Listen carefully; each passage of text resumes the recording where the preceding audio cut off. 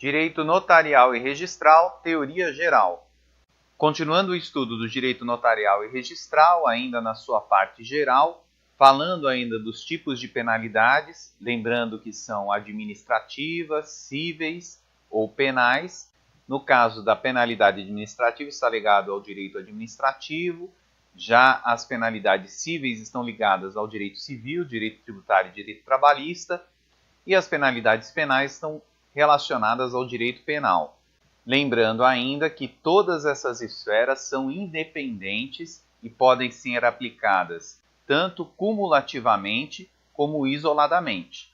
E em relação aos tipos de penalidades, precisamos falar sobre o procedimento para essas penalidades.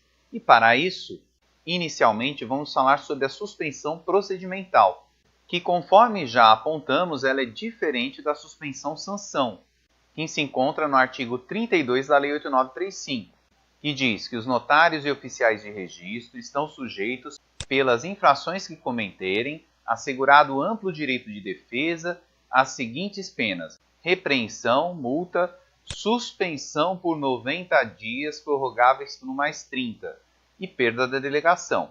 Conforme também já estudado, essa suspensão não é remunerada.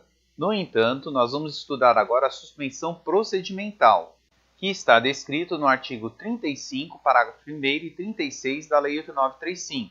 E o parágrafo 1º diz que quando o caso configurar a perda da delegação, o juízo competente suspenderá o notário oficial de registro até a decisão final e designará interventor, observando-se o disposto no artigo 36.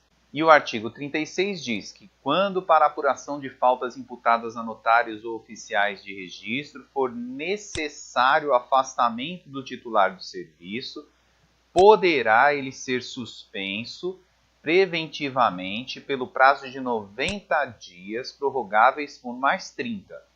Na hipótese do caput, o juízo competente designará interventor para responder pela serventia quando o substituto também for acusado das faltas ou quando a medida se revelar conveniente para os serviços. Ainda que durante o período de afastamento, o titular perceberá metade da renda líquida da serventia.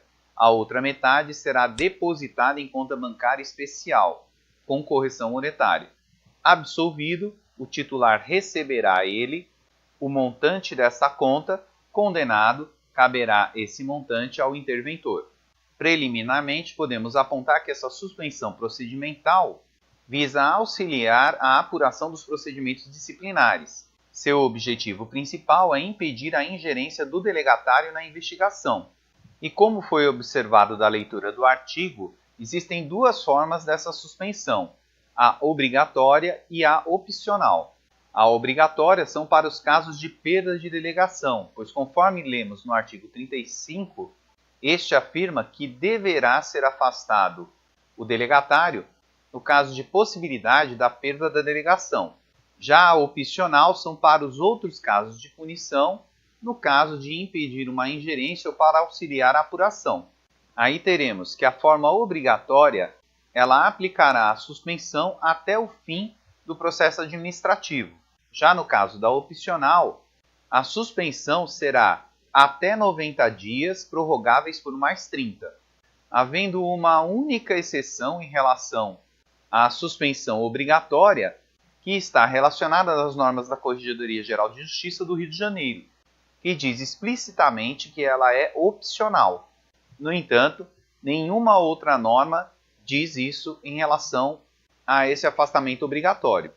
E nesse caso, sendo afastado o delegatário, quem assume a serventia será um substituto ou interventor. O substituto é aquele relacionado no artigo 20, parágrafo 5º da Lei 8.935, que diz que, dentre os substitutos, um deles será designado pelo notário ou oficial de registro para responder pelo respectivo serviço nas ausências ou nos impedimentos do titular.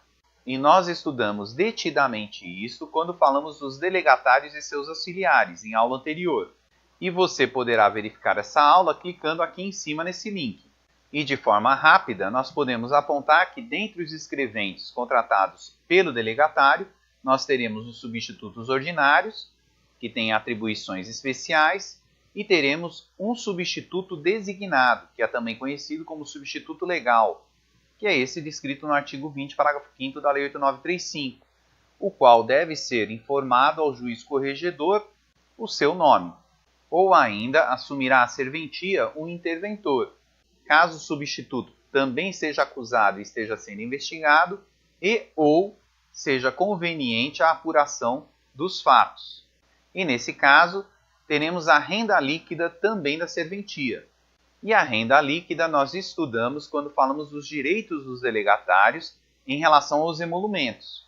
E você poderá assistir essa aula clicando nesse link. E somente lembrando, os emolumentos são compostos de emolumentos puros e impuros.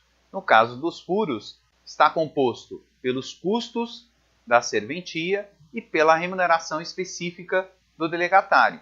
Nesse caso, é a remuneração que é a renda líquida da serventia. Daí nós teremos que essa renda líquida será dividida em duas partes. A metade será entregue ao delegatário suspenso, ou seja, receberá a metade da sua remuneração, e a outra metade será depositada em uma conta corrente remunerada. Daí nós teremos que essa parte depositada em conta remunerada, caso o delegatário seja condenado, será entregue ao interventor.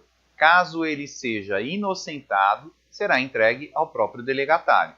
Portanto, reforçando, não há que se confundir a suspensão procedimental com a suspensão sanção.